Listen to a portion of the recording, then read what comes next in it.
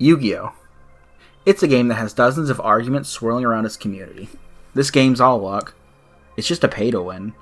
I got sacked. But is this a fact? Is Yu-Gi-Oh! Just a game where the luckier player comes out on top due to nothing but uncontrollable events or circumstances? Of course not. If that were the case, the best players in the game wouldn't be so consistent. Of course, variance and other things like that do exist, but consistency is rewarded above everything else.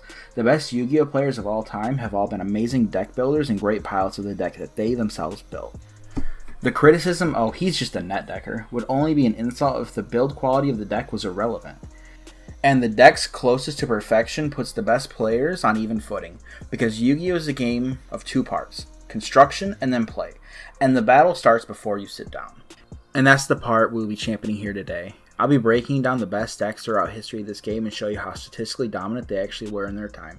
I'll be looking at the opening hands and breaking down the consistency of them and showing you the ratios that you need to perform at high levels.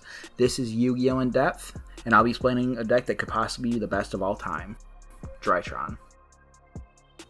So, what's up guys, it's Dirty Yugi from Dirty Yugi and the Boys, and today we have Khalil, one of the boys, and say hi Khalil. Sup skis. There it is. We're actually going to be talking about Drytron and the consistency and the ratios and why it actually performs so well and why it's probably the best deck moving forward. If you no further ado, let's break into it. So when we were looking at this, we were breaking down the difference between like starters, superior starters, extenders, you know, like consistency cards and actual true consistency cards and the garnets of this deck. And so the way we broke this down was there's 12 regular starters. Do you want to talk about that?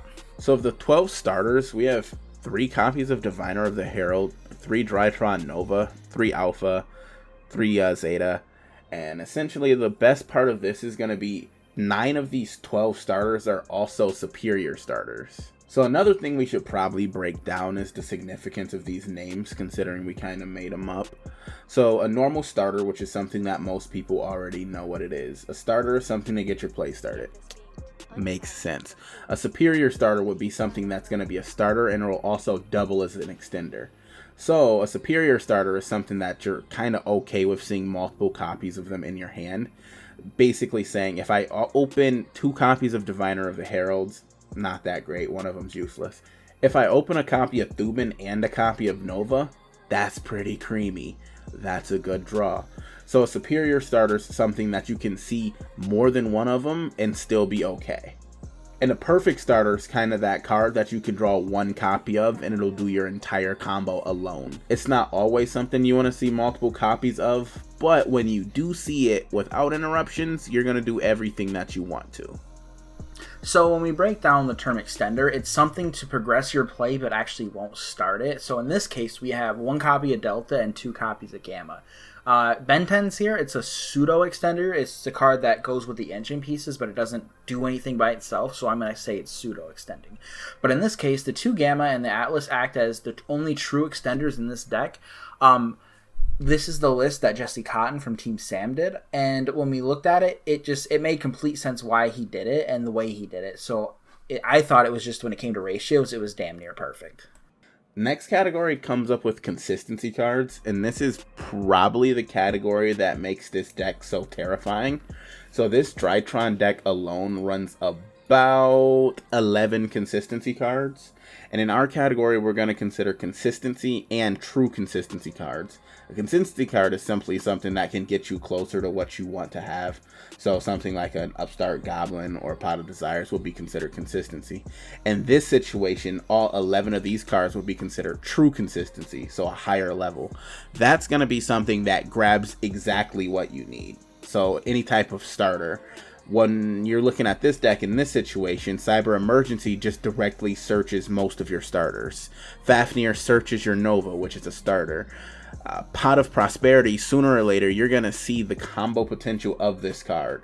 As a quick breakdown, if you activate Pot of Prosperity in this deck and reveal 6 cards, it's a 99% chance that you see another one of your superior consistency cards, or true consistency cards, and one of your true starters. That's basically a guaranteed search. And then Extra Foolish Burial just sends to get you exactly what it's designed to get you, so that's another true consistency card. And then we move on to the category, which is Garnets. And in this category, we actually put Eva. It's a card you want to search throughout your combo, but you don't necessarily want to start it with your hand, considering it's only live the minute you get it, if you have a Herald of the Orange Light, and it's just better to send off Beatrice. And then we had considered putting Dark Ruler into the Garnet, because it doesn't do anything turn 1 for going first. Now, the argument can be made that when you're going second, it's the only card you want to see most of the time, but in the going first category, we definitely just put it as the Garnet.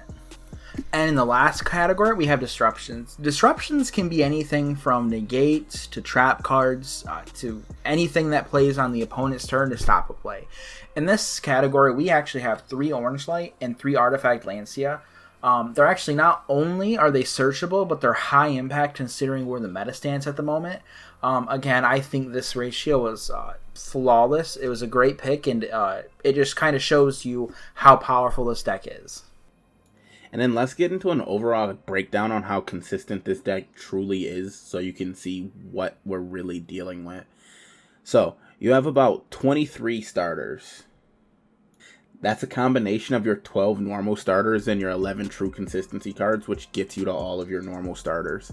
With that many starters, there's a 99% chance that you open at least one of them in your opening hand. That is absurd.